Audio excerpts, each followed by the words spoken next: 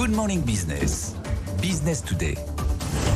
7h20 sur BFM Business, RMC Découverte, et nous recevons Estelle Castres, la directrice générale de BlackRock pour la France, la Belgique et le Luxembourg. En première question, on enchaîne. Allemagne, Japon, vous choisissez quel pays ?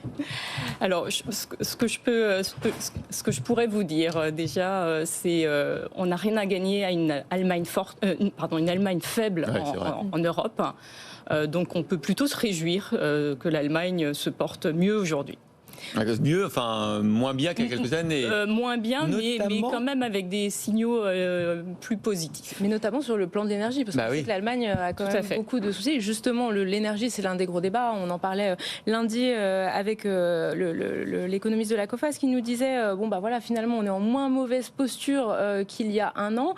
Est-ce que quand même on a sécurisé au niveau énergétique, et puis surtout, est-ce qu'on investit pour l'avenir ? Parce que c'est ça la grande question. Alors l'investissement pour l'avenir, je vais surtout vraiment déjà commencer sur ce point-là. Que nous disent nos clients ?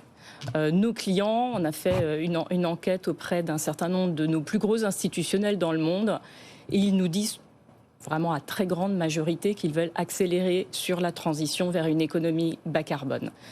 Ça veut dire quoi ? Ça veut dire pour nous aussi de les accompagner, donc d'investir avec eux, à leur côté, et de créer le meilleur parcours investisseur possible, donc en les accompagnant sur notamment des infrastructures de transition, donc infrastructures énergie renouvelable, c'est de l'éolien, du solaire très classique. Là, il y a les enjeux du stockage, mais c'est également la mobilité verte.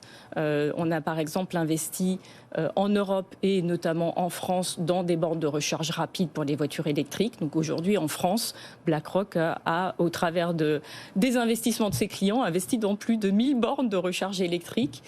C'est clairement vers ça que nos clients vont. Mais on vous pose la question, vous savez pourquoi ? Parce que c'est pas du tout une remise en cause de BlackRock. Larry Fink, le patron, dit moi je vais où les clients veulent que j'aille. Et on sait qu'aux États-Unis c'est un débat mais tellement politique. Est-ce qu'on reste sur les hydrocarbures, le pétrole, le gaz, le schiste, parce que c'est la réalité. Pour l'instant on n'a pas encore l'énergie renouvelable suffisante.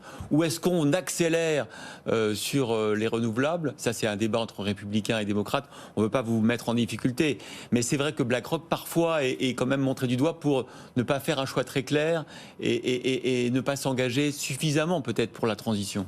Alors moi je prends plutôt le sujet justement dans l'autre sens. C'est d'un côté on nous dit qu'on en fait peut-être pas assez, de l'autre côté qu'on en fait trop. Quelque part on fait certainement des choses plutôt intéressantes au milieu, et très concrètement. Donc je parlais aussi d'investissement en infrastructure en France, pour parler de la France.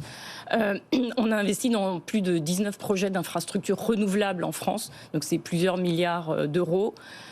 On investit aussi justement pour apporter et je dirais justement aider nos clients à naviguer vers Mais qu'est-ce qu'ils vous disent vos clients ? Est-ce qu'ils vous disent écoutez, nous on veut de la performance, donc s'il faut encore investir dans les hydrocarbures, et là vous avez vu la IE ce matin, l'Agence internationale de l'énergie, qui dit attention, vous rendez pas compte, les groupes pétroliers et gaziers n'ont pas pris la mesure de le rythme de la transition, arrêtez d'investir dans de nouveaux gisements, entretenez ceux qui existent, point barre.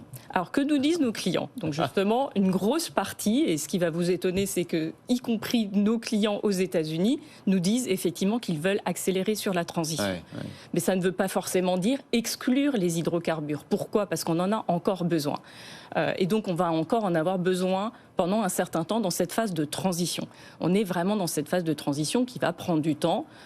Financer cette économie bas carbone, elle n'est pas faisable dans l'immédiat de façon brutale. Il faut qu'elle soit ordonnée, organisée.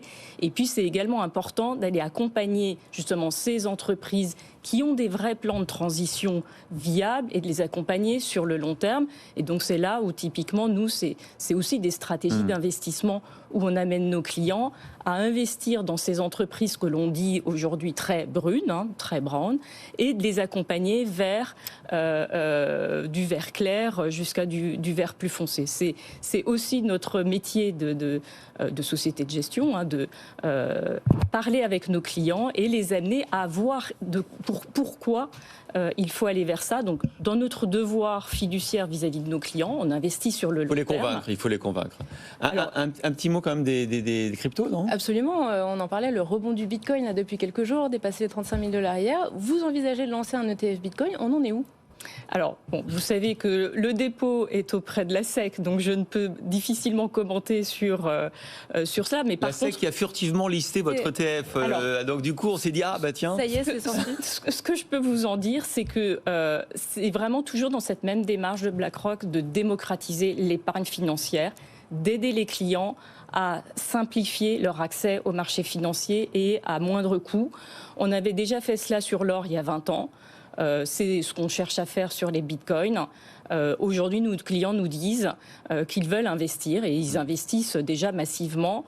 Mais c'est vrai que l'ETF est le format extrêmement simple, peu coûteux, ultra transparent et ça nous semble être effectivement une bonne occasion. Et je rappelle qu'on avait déjà lancé il y a 1 an un Bitcoin qui n'investit pas, un ETF qui n'investit pas directement sur les Bitcoins, mais les entreprises du digital et de la blockchain. Voilà, BlackRock en France, c'est 40 milliards d'euros gérés sur un total quand même dans le monde, il faut le rappeler, de 9100 milliards. Ça fluctue selon évidemment les marchés financiers. Merci beaucoup Estelle Castres, directrice générale pour la France, d'avoir été notre invitée.